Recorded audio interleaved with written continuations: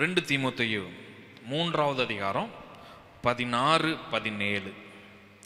2 Timothy chapter 3 verses 16 and 17. வேத வாக்கியங்கள் எல்லாம் தேவ ஆவியினால் அருளப்பட்டிருக்கிறது. தேவனுடைய மனுஷன் தேறினவனாகவும் எந்த நற்கிரியையும் செய்ய தகுதியுள்ளவனாகவும் இருக்கும்படியாக அவைகள் உபதேசத்துக்கும் கடிந்து கொள்ளுதலுக்கும் சீர்திருத்தலுக்கும் நீதியை படிப்பிக்குதலுக்கும் பிரயோஜனம் உள்ளவைகளாய் இருக்கிறது. ஆமென். இந்த நாளிலே நாம் தியானிக்க போகிறதான வார்த்தையினுடைய தலைப்பு, செய்தியினுடைய தலைப்பு, நாமும் கர்த்தருடைய வார்த்தையும் நாமும் வேதமும் அப்படிங்கிற தலைப்பில் நம்ம தியானிக்க போகிறோம். இந்த வார்த்தைகளை நம்ம வாசித்த போது இங்கே அப்போஸ்தலனாகிய பவுல் தீமோத்தேயுக்கு சொல்லும்போது இப்படியாக சொல்றாரு, வேத வாக்கியங்கள் எல்லாம் தேவ ஆவியினால் அருளப்பட்டிருக்கிறது. தேவனுடைய மனுஷன் தேறினவனாகவும் எந்த நற்கிரியையும் செய்ய தகுதியுள்ளவனாகவும் இருக்கும்படியாக இந்த வார்த்தையானது உபதேசத்துக்கும் கடிந்து கொள்ளுதலுக்கும் சீர்திருத்தலுக்கும் நீதியை படிப்பிக்குதலுக்கும் பிரயோஜனம் உள்ளவைகளாய் இருக்கிறது அப்படின்னு சொல்றார். மனிதனுக்கும் வேதத்திற்கும் இருக்கிற தொடர்பு என்பது மிகவும் முக்கியமானது. மனிதனுக்கும் வேதத்திற்கும் இருக்கிறதான இந்த தொடர்பு ரொம்ப விசேஷமானது. இன்னொரு விதத்தில் சொல்லணும்னா, விசுவாசிக்கும் வேதத்திற்கும் இருக்கிறதான தொடர்பு அது விலையேறப்பெற்ற தொடர்பு. ஏன் அப்படின்னா, வேதத்தின் வசனங்கள் ஒரு மனிதனுடைய வாழ்க்கையை மாற்றக்கூடியது. ஏன் வேதத்திற்கும் மனிதனுக்கு இருக்கிறதான தொடர்பு விலையேறப்பெற்றதும் விசேஷமானது என்றும் சொல்லப்படுகிறது என்றால், அது மனிதனுடைய வாழ்க்கையவே என்ன செய்யும்? மாற்றக்கூடியது. வேதம் மனிதனுடைய வாழ்க்கையை பிரதிபலிக்கிறதான கண்ணாடி. இப்ப நம்ம வீட்டில் இருக்கிறதான ஒரு கண்ணாடிக்கு முன்னாடி போய் நிற்கிறோம் அப்படின்னா, அந்த கண்ணாடி நம்மளை அப்படியே என்ன செய்யுது? பிரதிபலிக்கிறது. நம்ம எப்படி இருக்கிறோம் என்பதை அப்படியே அது என்ன செய்கிறது? காட்டுகிறது. கூட்டி குறைச்சி எதுவுமே என்ன செய்யாது? காண்பிக்காது. நம்ம அப்படியே A to Z டிட்டோவா அப்படியே நம்மளை காட்டக்கூடியது அந்த கண்ணாடி. நம்மளிடத்துல தலை கலைந்திருக்கு அப்படிங்கிறது அதில் என்ன செய்யுது? பிரதிபலிக்கு.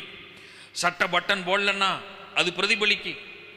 நம்ம முகம் ஒரு மாதிரி வாடலாக இருக்கு, அதை கழுவணும், அதை வாஷ் பண்ணணும் அப்படின்னா அது என்ன செய்யுது? பிரதிபலிக்கு. வேதமும் அப்படித்தாங்க, ஒவ்வொரு மனிதனுடைய வாழ்க்கையையும் பிரதிபலிக்கிற கண்ணாடியாகவே இருக்கிறது. அது ஒவ்வொரு மனிதனுடைய வாழ்க்கையில் இருக்கிறதான எல்லாவற்றையும், மேலிருந்து கீழ் வரைக்கும் இருக்கிற சகலவற்றையும் அவனுக்கு காண்பிக்கக்கூடிய பிரதிபலிக்கிற கண்ணாடியாகவே இருக்கிறது. இங்க பவுல் சொல்லும்போது சொல்றாரு, இந்த வேத வசனம், இந்த வேத வாக்கியம், ஆல் ஸ்கிரிப்சர்ஸ், இது தேவ ஆவியினால் அருளப்பட்டது அப்படின்னு சொல்றார். given by the inspiration of God, தேவ ஆவியினால் அருளப்பட்டு இருக்கிறது. அப்ப இந்த வேத வசனம் இது பரிசுத்த ஆவியினால் அருளப்பட்ட கிடைக்கப்பெற்ற ஒன்றாய் இருக்கிறதுனால நம்ம இந்த வேதத்தை கர்த்தருடைய வார்த்தை என்று அழைப்பதும் சரியானதாகவே இருக்கும். அல்லேலூயா. வேத வசனம், வேத வாக்கியங்கள் இப்படின்னு சொல்றது ஒரு பக்கம் இருந்தா கூட, இது தேவாவியினால் பரிசுத்தாவியினால் அவரே இதை அருளி செய்திருக்கிறபடினால், அருளப்பட்டிருக்கிறபடினால் நம்ம இதை கர்த்தருடைய வார்த்தை என்று சொல்லுவது சரியானதாக இருக்கும். அல்லேலூயா. அப்ப இப்ப அடுத்து நம்ம கேட்க போறதான இந்த செய்தியில முழுவதுமே வேத வசனம் என்பதை கர்த்தருடைய வார்த்தை என்றே நம்ம பேசி கேட்க போகிறோம். எத்தனை பேருக்கு புரிகிறது? அல்லேலூயா, அல்லேலூயா. சரிங்க. தேவ ஆவியினால் அருளப்பட்ட இந்த கர்த்தருடைய வார்த்தை அநேகருடைய வாழ்க்கையை மாற்றி இருக்கிறது, இன்றும் மாற்றிக்கொண்டே இருக்கிறது. அநேகருடைய வாழ்க்கை இந்த இந்த இந்த வேத வசனத்தை, இந்த கர்த்தருடைய வார்த்தையை வாசித்ததுனால, தியானித்ததுனால அவங்க வாழ்க்கை மாறி இருக்கு.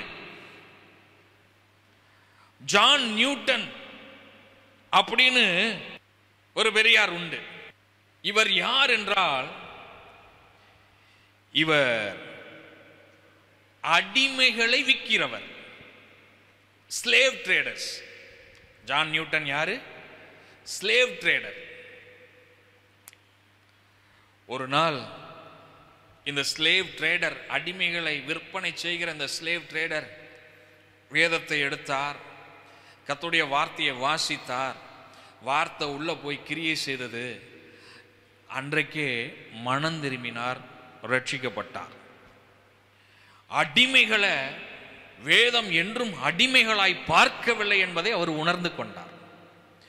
ஒருவனும் அடிமை கிடையாது என்பதை வேத வசனத்தின் மூலம் புரிந்து கொண்டார். உடனடியாக மனம் திரும்பினார். மனம் திரும்பினவர் எப்படி மாறினார் என்றால், அடிமைகளை மீட்டெடுக்கும் அட்வொகேட்டா மாறினாராம். அடிமைகளை மீட்டெடுக்கிறத அட்வொகேட்டா நான் ஜான் நியூட்டன் மாறினார். இதுவரைக்கும் அடிமைகளை வித்துக்கிட்டு இருந்தவர் இப்ப வேத வசனத்தை வாசிச்சு மனம் திரும்பின உடனே இந்த அடிமைகளை மீட்டெடுக்கிற வேலையை செய்யணும்னு அவர்களுக்காய் வாதாடி அவர்களை மீட்டெடுக்கிறதான பணியை தீவிரமாய் செய்தார். அதனுடைய உச்சம் என்ன தெரியுமா? ஒரு நாளிலே அவருடைய ரட்சிப்பு, அடிமைத்தனத்திலிருந்து விடுவிக்கப்பட்ட மகத்தான ரட்சிப்பு என்பதை உணர்ந்து கொண்டு அவர் பாடிய பாடல்தான் அமேசிங் கிரேஸ் என்கிறதான பாடல். இந்த ஜான் நியூட்டன் தான் அந்த அமேசிங் கிரேஸ்ங்கிற பாடலை இயற்றியவர். அதன் பிற்பாடு இவர் ஒரு ஆங்கிலிக்க சபையில மெய்ப்பனாக, போதகனாக இருந்து ஊழியமும் செய்தார். யோசிச்சு பாருங்க, ஒரு அடிமைகளை விலைக்கு விற்கிற ஒரு வியாபாரிய இந்த வேத வசனம் எந்த அளவுக்கு மாற்றி இருக்க, கர்த்தருடைய வார்த்தை எப்படி மாற்றி இருக்கு பார்த்தீங்களா? அடுத்து சரித்திரத்தில் மிக பிரபலமாய் பார்க்கக்கூடியதான ஒருவர் Martin Luther king. Martin Luther king இவரையும் இந்த வேத வசனங்கள், கர்த்தருடைய வார்த்தை மாற்றியது. மார்ட்டின் லூதர் கிங் வேதத்தை வாசிக்க வாசிக்க வாசிக்க வேதம் ஒவ்வொரு மனிதனுக்கும் கொடுத்திருக்கிறதான உரிமை, ஒவ்வொரு மனிதனுக்கும் கொடுத்திருக்கிறதான சமநிலை, ஒவ்வொரு மனிதனுக்கும் உரியதான ஒவ்வொரு நிலையையும் இவர் அறிந்து கொண்டார், புரிந்து கொண்டார். இப்ப இவர் கையில் எடுத்தது என்ன தெரியுமா? தனி மனித உரிமையின் போராளியாக மாறினார். மார்ட்டின் லூதர் ஒரு தனி மனித உரிமையின் போராளியாக மாறினார். காரணம், இந்த வேதம் அதை அவருக்கு கற்றுக் கொடுத்தது. எந்த மனிதனும் எவருக்கும் தாழ்ந்தவன் அல்ல, எவரும் எவனுக்கும் உயர்ந்தவனும் அல்ல, எல்லாரும் சமமானவர்கள், எல்லாருக்கும் நீதி, எல்லாருக்கும் சமநிலை. வேதம் அதை கற்றுக் கொடுத்தபடியினால் அவருக்குள்ளே ஒரு பெரிய மாற்றம் வந்தது, புரட்சி வெடித்தது.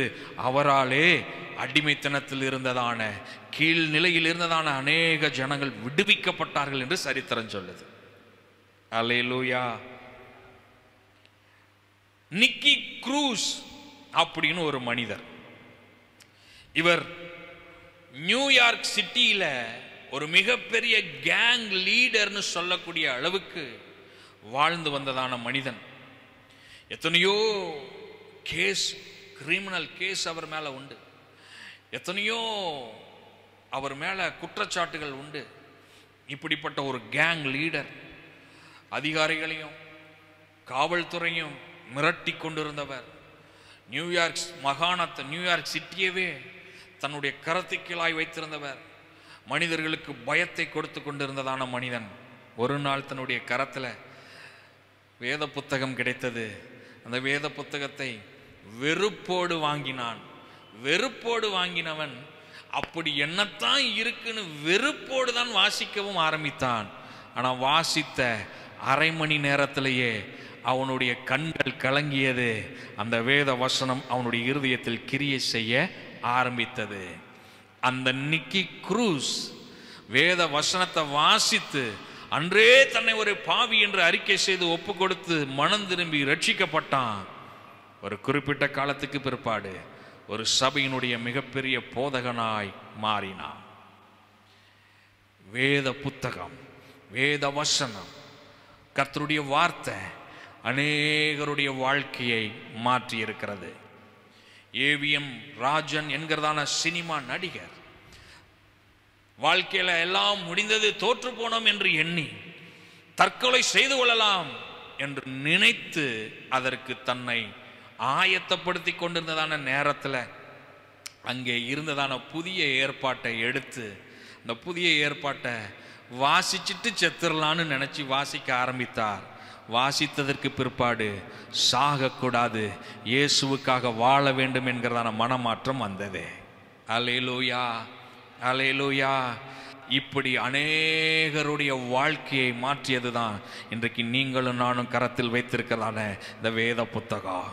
நீங்களும் நானும் இந்த வேத புத்தகத்தை, இந்த கர்த்தருடைய வார்த்தையை கையில் வைத்திருக்கிறோமே, இது நம்மளுடைய வாழ்க்கையை மாற்றக்கூடியது. இந்த சரித்திரத்தில், இந்த உலகத்தில் அநேகருடைய வாழ்க்கையை மாற்றியதான இந்த வேத புத்தகம் இன்னைக்கு இந்த வார்த்தையை கேட்டுக்கொண்டு இருக்கிற உங்கள் வாழ்க்கையும் என் வாழ்க்கையும் மாற்றுவதற்கு வல்லமையுடையது. எத்தனை பேர் ஆமேன் சொல்றீங்க? அல்லேலூயா, அல்லேலூயா. கர்த்தருடைய வார்த்தை எப்படிப்பட்டது? நம்ம வாசித்ததான இந்த வசனங்களின் அடிப்படையில் இந்த கர்த்தருடைய வார்த்தை எப்படிப்பட்டது என்பதை நான் உங்களுக்கு காட்டி கொடுக்க விரும்புகிறேன். 1 தீமோத்தேயு 3:16 அந்த வசனத்தின்படி வேத வாக்கியங்கள் எல்லாம் தேவ ஆவியினால் அருளப்பட்டு இருக்கிறது. இது எதை குறிக்கிறது என்றால், கர்த்தருடைய வார்த்தை அது அதிகாரம் உடையது. It has its own authority. ஏதோ கர்த்தருடைய வார்த்தை என்பது கட்டுக்கதை அல்ல. நம்ம கரத்தில் வச்சிருக்கதான இந்த வேத புத்தகத்தில் இருக்கிற வசனங்கள் எதுவும் கட்டுக்கதைகள் அல்ல. யாரோ ஒருவர் எங்கேயோ மைக்கு பிடிச்சு பேசினத யாரோ ஒருத்தர் கேட்டுட்டு என்னத்தையும் எழுதி வச்சாரு, அப்படி அல்ல. இது புராண கதை அல்ல. இது தேவ ஆவியினால் அருளப்பட்ட அதிகாரமுடையதான வார்த்தை. இது இந்த வார்த்தைக்கு அதிகாரம் உண்டு. அல்லேலூயா, அல்லேலூயா.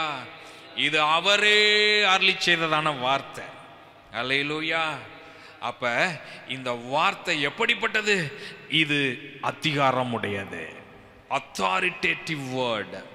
அதனால தான் இயேசு இந்த வேத வாக்கியத்தை, வசனத்தை 40 நாள் உபவாசம் இருந்து வந்ததுக்கு அப்புறம் பிசாசானவன் சோதிக்கும் போது இந்த வார்த்தையை எடுத்து பயன்படுத்தினார் பாருங்க.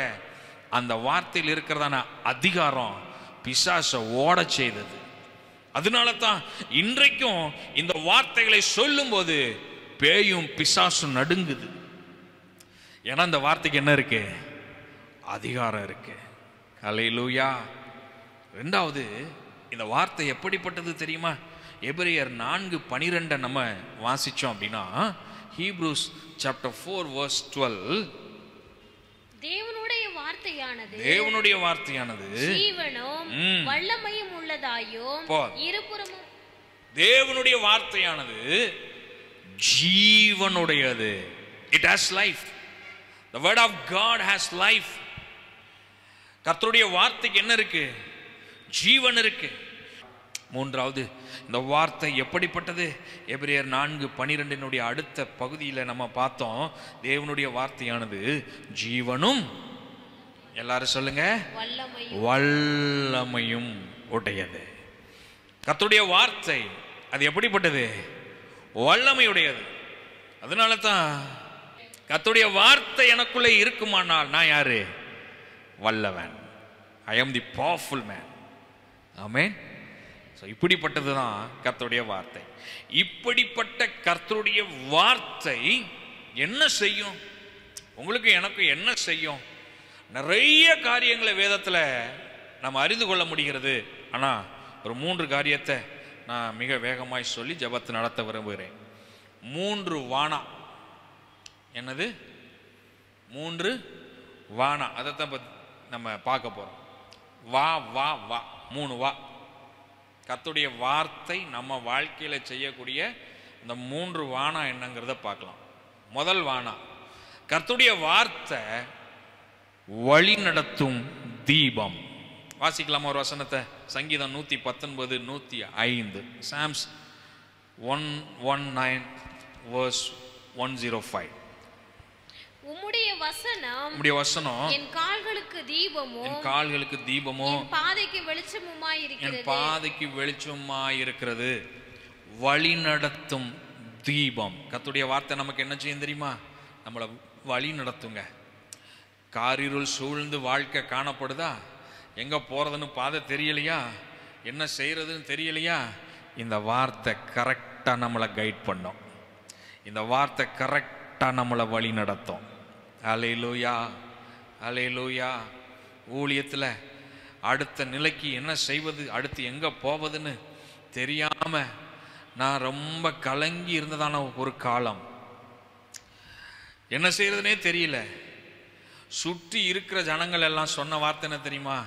வா விருப்பம். எங்க சொல்லுங்க பார்க்கலாம். நிறைய நேரங்களில் மனிதர்களிடத்துல இருந்து கிடைக்கப்பெறுகிற ஆலோசனையில் நம்ம பெற்றுக்கொள்கிற வார்த்தை என்ன தெரியுமா? உங்க விருப்பம். பாருங்க, முடிதா பாருங்க, உங்க விருப்பம், உங்க விருப்பம் அப்படின்னு சொல்லிட்டாலே அது நமக்கு இன்னும் என்னதான் செய்யும்? குழப்பத்தை ஏற்படுத்தி என்னடா இது அப்படிதான் யோசிக்கிறோம். எனக்கும் அன்றைக்கு யாருமே இதை செய்யின்னு சொல்லலை, உன் விருப்பம்னு விட்டுட்டாங்க. அப்போதான் இந்த வார்த்தையை எடுத்து வாசிக்க ஆரம்பித்த போது தான் அந்த வார்த்தை என்னுடைய கால்களுக்கு தீபமா, என் பாதைக்கு வெளிச்சமா இருந்து நீ இங்க போ, இதை செய்யின்னு சொல்லி என்ன ஊழியத்தில் அடுத்த நிலைக்கு அந்த வார்த்தை தான் என்ன நடத்தி வந்தது. அல்லேலூயா. அப்ப கர்த்தருடைய வார்த்தை நமக்கு என்ன செய்யும்னா, அது நம்மை வழி நடத்தும் தீபமா இருக்கும். ஆமென். ரெண்டாவது, இந்த கர்த்தருடைய வார்த்தை நம்ம வாழ்க்கையில என்ன செய்யும் தெரியுமா? ரெண்டாவது வானா, வளர செய்யும். கர்த்தருடைய வார்த்தை என்ன செய்யும்? வளர செய்யும். 1 பேதுரு 2வது அதிகாரம் 3வது வசனம். 1 Peter chapter 2 verse 3. நீங்கள் வளரும்படி புதிதாய் பிறந்த குழந்தைகளைப் போல திருவசனமாகிய களங்கமில்லாத ஞானப்பாலின் மேல் வாஞ்சையாய் இருங்கள். திருவசனத்தின் மீது நீங்க வாஞ்சியா இருங்க. அது களங்கமில்லாத ஞானப்பால். அது மேல என்னவா இருங்க? வாஞ்சியா இருங்க. எதுக்கு? நீங்கள் வளரும்படி. வளரும்படி. இன்னைக்கு நம்ம எல்லாருக்கும் சரீர வளர்ச்சி கரெக்டா இருக்குது. சரீரத்தின் வளர்ச்சி என்ன செய்யுது? கரெக்டா இருக்கு. சில சமயத்துல கூடுதலாகவும் என்ன செய்யுது? இருக்கு. ஆனா ஆவிக்குரிய வளர்ச்சி தான் என்ன செய்ய மாட்டேங்கி? அறிவு, ஞானம், இதுதான் என்ன செய்ய மாட்டேங்கி? வளர மாட்டேங்குது. கொஞ்சம் குறைவாவே இருக்கு. அப்ப அது வளரணும்னா நம்ம எது மேல வாஞ்சியா இருக்கணும்? களங்கமில்லாத ஞானப்பாலாகிய திருவசனத்தின் மீது, கர்த்தருடைய வார்த்தையின் மீது நம்ம எப்படி இருக்கணும்? கர்த்தருடைய வார்த்தையை நீங்க நேசிச்சு பாருங்க. அந்த வார்த்தை உங்களை ஞானத்துல வளர செய்யும். கர்த்தருடைய வார்த்தையை நீங்க நேசிச்சு பாருங்க, வாசிச்சு பாருங்க. அந்த வார்த்தை உங்களை அறிவிலே சிறந்தவர்களாய் மாற்றும், உங்களை வளர செய்யும். அல்லேலூயா. மூன்றாவது, இந்த கர்த்தருடைய வார்த்தை நம்ம வாழ்க்கையில் என்ன செய்யும்? சங்கீதம் 1, 2, 3. 1வது சங்கீதம் 2வது வசனம் 3வது வசனம்.